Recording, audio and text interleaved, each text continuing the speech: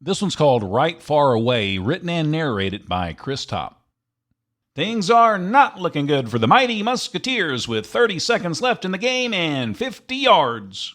It looks like they've called a timeout. I want to take this opportunity to remind all the fine folks who listen to WJKM that you can get your film developed over at Mr. Ken's Pharmaceuticals.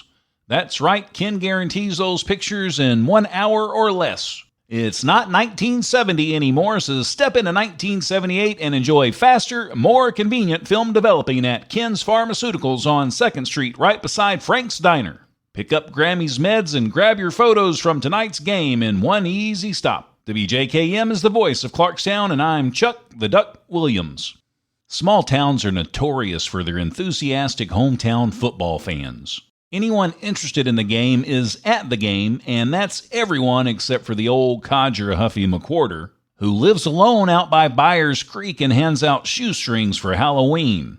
Duck is a fine commentator, but the reality is that the only folks listening to the broadcast are Duck and the 3 people sitting behind him. Ken first opened the pharmacy in 1937, and all he talks about these days is how he spent more on that 1-hour photo lab than he did on the entire shop back in the day. It takes all kinds to make up a little community like Clarkstown, says Tommy from his still-frame single bed as his friend Stuart listens intently. Stuart sits comfortably in Tommy's second-hand wheelchair by the bed as our storyteller takes a brief break. Tommy, dude, why did you stop? It was just getting good, man. You are not a surfer, Stuart, and you're getting crumbs in my chair. Tommy swipes the Pringles from his friend and crunches on a couple of them. Yeah, well, you owe me 2 chips. You can't go and steal a fat kid's food without paying the consequences, you know. Well, if you don't stop trying to do wheelies in my chair, you're going to break it. Then you'll be carrying me to school. The 2 boys laugh at each other, and Tommy continues with his story. We're back, folks, and just in time. It looks like the quarterback is about to go down, which will end the game. No, wait, he manages to release the ball, but unfortunately, the pass will be incomplete. I stand corrected. Little Tommy comes out of nowhere. Either I'm crazy or that kid must have leaped 7 feet into the air to make the catch. Oh boy, this boy sure can run. Look at him go. 20, 15, 10, 5, and touchdown. The Wildcats win their homecoming game 28-24. What a catch. And man, no one even got close to that kid. I've never seen anyone run like that. The cheerleaders will line up to dance with the star of the game tonight. Stuart leaps from his seat. Wow, Tommy, that was the best story I've ever heard. Then he reclaims his chips.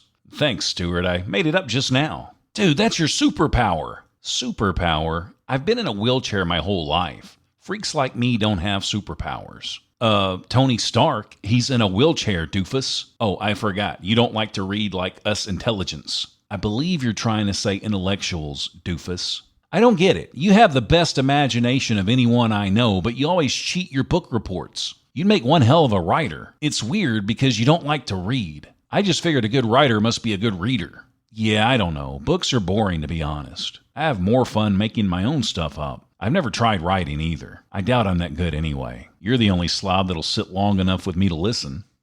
Stuart wipes the grease from his Pringles onto his shirt and says, I may be a slob, but I have taste, and you are good. Those jerks who pick on us at school don't have your gift. Most of the guys who graduate class of 1979 will end up working at the factory by the summer. It would help if you got out of this town, Tommy. You need to forget everyone here and run away, for real. All that extra detail about the radio guy and Ken. Who else thinks to do that crap? How am I going to run anywhere, hotshot? Look at me. You can be so dumb for a smart kid. Okay, then you should right away. I mean, right far away from here. Wait, what? What did you say? I know that sounded dumb, Tommy, so you don't have to pick on me about it. No, I kind of liked it. Right far away. I like the way it sounds. Really? Cool.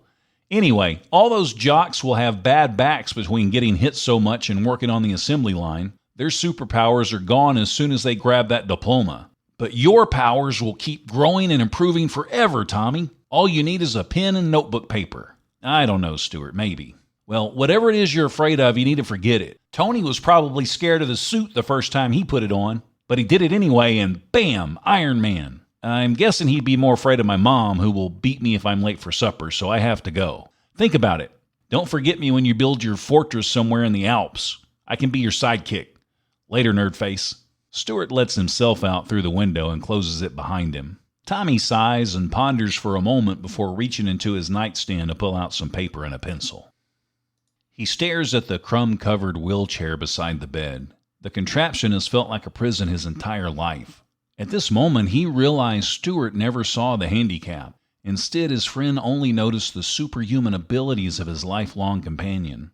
Tommy's mind has always been free to explore and navigate far beyond the borders of his small town for as long as he can remember.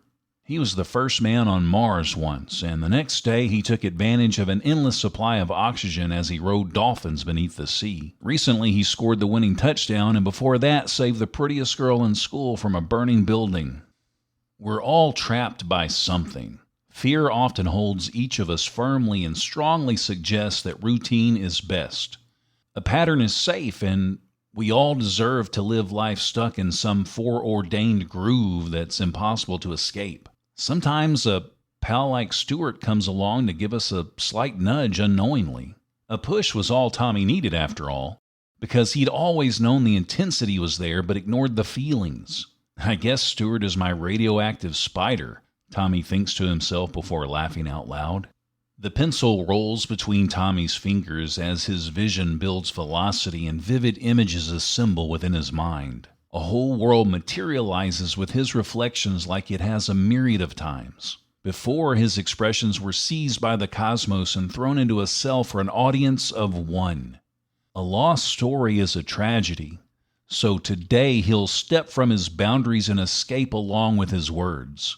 The pencil glides over the paper as if it takes on its own personality and forgets it's an instrument guided by Tommy. Sentences evolve and paragraphs unfold while our hero uses his newfound ability to rework his perspective. Tommy reads the first few lines aloud.